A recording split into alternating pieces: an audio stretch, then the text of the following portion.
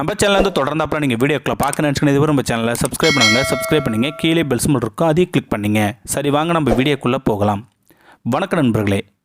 சென்னை பாடி மேம்பாலத்திற்கு கீழே கோயம்பேடு நோக்கி செல்லும் சாலையில் நேற்று மாலை 5:30 மணி அளவில் சுமார் 50 வயது மதிக்கத்தக்க நபர் ஒருவர் மோட்டார் சைக்கிளில் சென்றபோது நிலை தடுமாறி கீழே விழுந்தார்.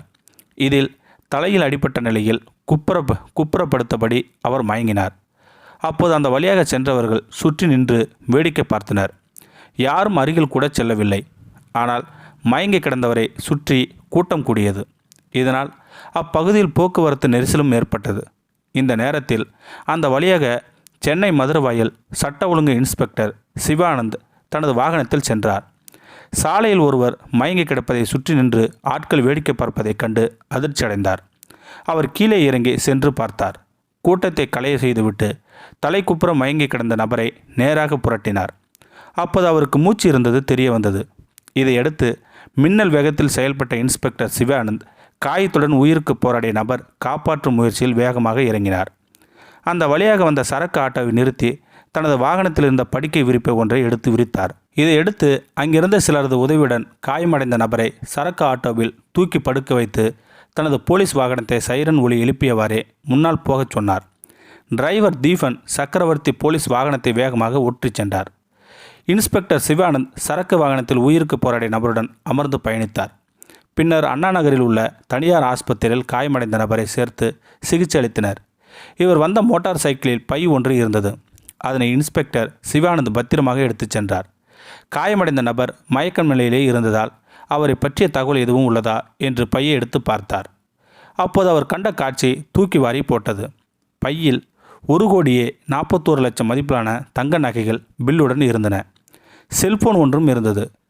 காயமடைந்த நபர் அப்போது மயக்கம் தெளியாமலேயே இருந்தார். இதனால் அவர் யார் என்பதை கண்டுபிடிப்பதற்காக செல்போனில் கடைசியாக யாரிடம் பேசியுள்ளார் என்று பார்த்து ஃபோன் செய்து விசாரித்தார். அப்போதுதான் 1.5 கோடி மதிப்புள்ள 340 பவுன் நகையுடன் மயங்கி கிடந்தவரின் பெயர் ஹரிஹரன் என்பது தெரிய வந்தது. 54 வயதாகும். இவர் மேற்கு மாம்பலத்தில் வசித்து வருகிறார். தங்க நகைகள் தயாரிக்கும் நிறுவனம் ஒன்றில் 6 ஆண்டுகளாக பணியாற்றி வருவதும் தெரிய வந்தது. அங்கிருந்து பிரபல நகைக்கடை ஒன்றிற்கு நகைகளை கொண்டு சென்றதும் அப்போதுதான் விபத்தில் சிக்கி மயங்கி கிடந்ததும் தெரிய வந்தது. சரியான நேரத்தில் இன்ஸ்பெக்டர் சிவானந்த் சம்பவ இடத்திற்கு சென்று ஹரிஹரின் உயிரை காப்பாற்றியதுடன் 1.5 கோடி நகைகளையும் மீட்டுள்ளார். இது பற்றி உடனடியாக உயர் போலீஸ் அதிகாரிகளுக்கு தகவல் தெரிவிக்கப்பட்டது. அண்ணா நகர் துணை கமிஷனர் விஜயகுமார் பார்வையில் உதவி கமிஷனர் ரவிச்சந்திரன் நகை குறித்து விசாரணை நடத்தி உரியவருடன் நகையை ஒப்படைத்தனர். இதன்படி நகைக்கடையிலிருந்து கதிரவன் என்பவர் வந்து நகையை பெற்றுக்கொண்டார். உரிய நேரத்தில் உதவி செய்து நகைகளையும் பத்திரமாக ஒப்படைத்த இன்ஸ்பெக்டர் சிவானந்த் மற்றும் டிரைவர் தீபன் சக்கரவர்த்தியை கமிஷனர் சங்கர் சிவரால் பாராட்டினார்.